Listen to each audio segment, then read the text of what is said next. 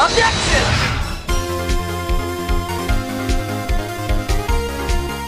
Your Honor, Kraken here, and today I want to present my case for the defendant, Mr. Phoenix Wright, the Ace Attorney. I intend to prove beyond a shadow of a doubt that my client should and will be the final fighter in Super Smash Bros. Ultimate. However, Your Honor, no crime has been committed other than this. Now, members of the YouTube verse, I plead you, please subscribe and hear out my case. I love the Phoenix Wright games.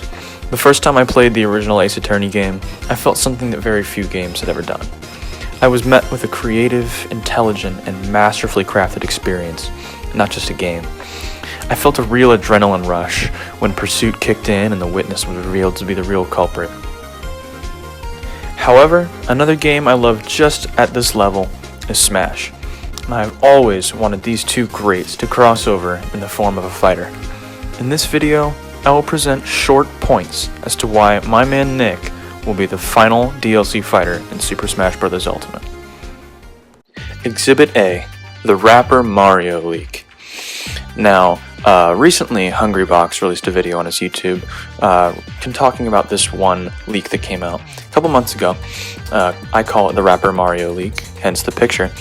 But in this leak, this certain leaker accurately predicted that we would get Pyramithra and Kazuya before they were announced.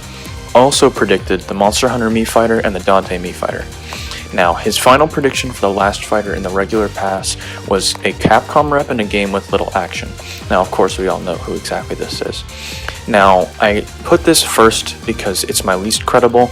After all, he does say that afterwards we're going to get 3 more fighters. We're going to get a surprise Zelda rep, a Fortnite rep, and finally Waluigi. And I highly doubt all of this information, so this is tentative, but I had to put it on the list as is evidence. Exhibit B, localization of the Great Ace Attorney Chronicles. Now, if you were paying attention during E3's Capcom and Nintendo presentations, you would know that the Great Ace Attorney Chronicles, the prequels to the Phoenix Wright series, is finally being localized in English on Nintendo Switch. Now, this game, of course, doesn't confirm anything. We've had localizations and we've had non-localizations. I'm very sorry, Earthbound and Mother 3 fans, I know who you are.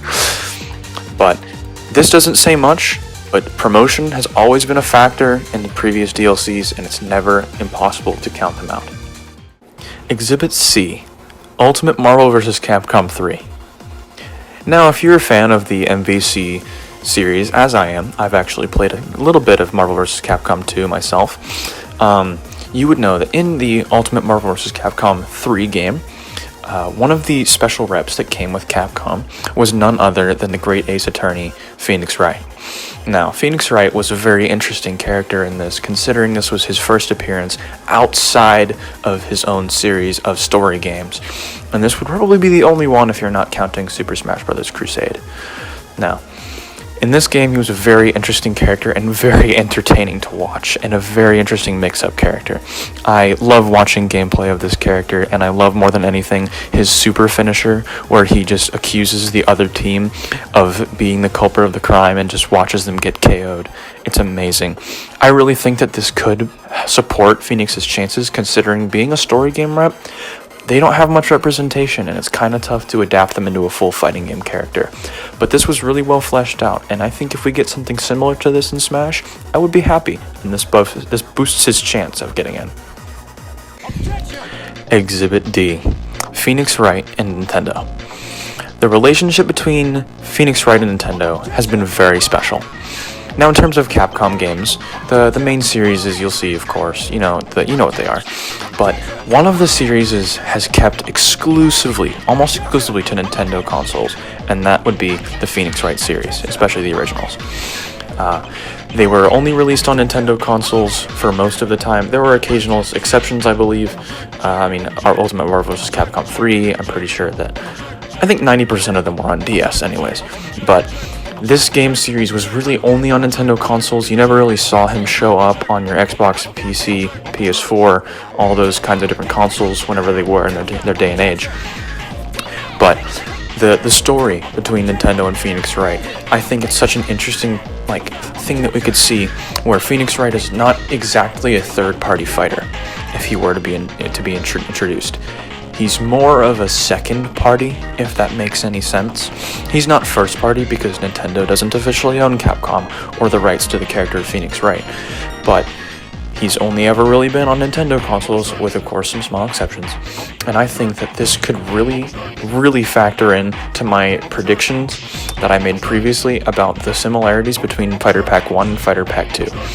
Because in the end of Fighter Pack 1, we had a Shoto and then a first party rep. In this one, our last rep was Kazuya, which logically makes our next rep a first party. This has been pretty accurate for the rest of it. Let me know if I should make a video on that theory. But I think that this makes Phoenix Wright a good candidate for that special spot that can totally be bent, because I'm pretty sure that Byleth was supposed to be Monster Hunter at some point, but hey, that's a Capcom rep, and that will be introduced in my final point. Last but not least, Your Honor, Exhibit E. Phoenix Wright, the last Capcom man standing. Now in Super Smash Bros., the Capcom reps we currently have is 2/3, including Mega Man, who was introduced in Super Smash Bros. 4, and Ken and Ryu, the Echo Fighters, who were introduced in Smash 4/Ultimate. Now, I'm not going to go by any of this rule of 3 per company stuff, because I know that that can be easily bent with the rules of Echo Fighters. But if there's a Capcom rep that would make it into Smash, it's 100% Phoenix Wright. Why? In terms of popular Capcom titles, Mega Man, obviously one of the most popular. Resident Evil recently gained some extra traction with the release of Village, and Street Fighter, of course, a longtime favorite, Phoenix Wright, and Monster Hunter. Now, there's a pretty obvious reason as to why Phoenix is the last one, because each of those other reps has made an appearance in Smash at some point. Ken and Ryu, both fighters. Mega Man, fighter. Many different Mega Man characters make their appearances in his final Smash and in assists and other different things. And then we come down to the brass tacks. The Mii fighters.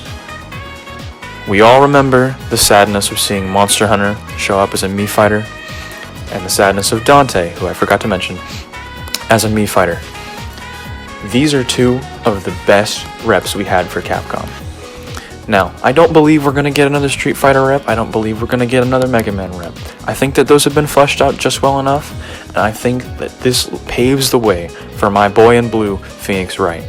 And I really think, and if you believe me, Your Honor, you'll really understand that this character has to be the last fighter. Because I need him to be, or I'm going to be really sad. Like, come on, please, I really need this, Nintendo, come on. Well, there you have it, Your Honor. There's my case.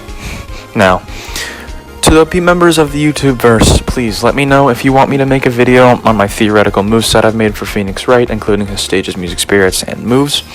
And then anything else like this, these video essays where I'll talk about my favorite games and maybe explain some things about music, explain some things about games. Please let me know. This was a lot of fun to make, and a lot less effort considering I really have to get done with school right now. Thank you all very much. Remember to subscribe. Cracking out. Case dismissed.